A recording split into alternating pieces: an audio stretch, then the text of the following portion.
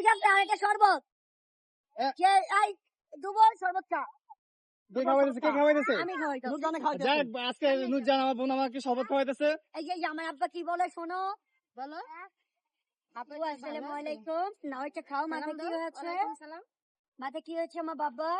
পড়ে গেছে সিঁড়ি থেকে। পড়ে গেছে? পাউসু তার কই? ধন্যবাদ। ভিডিও দেখো খাওয়াইছি। আমার মোবাইল আমি ভিডিও দেয়, বৃষ্টির ভিডিও দেয়, ব্যাগ দিয়ে দিবা চারি। একটা পানি রাখাবা, একটা পানি রাখাবা, একটা পানি রাখাবা। একটা কেক, একটা বিস্কিট পানি থেকে বের করে খেতে পারে যদি। আমার ছেলেটা এটা শিখাবো, সে কর্ম করে খাই। হ্যাঁ, এটাই তো বেশি। হাজবেন্ড আমাদের মন দিচ্ছে না, তার জন্য এটা খেতে খাই।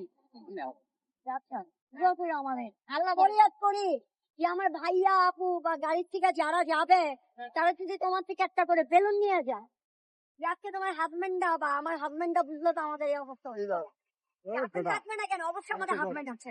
আমার হাজবেন্ড আছে, মানে আমার শ্বশুর শাশুড়ি নাই, বুঝছো?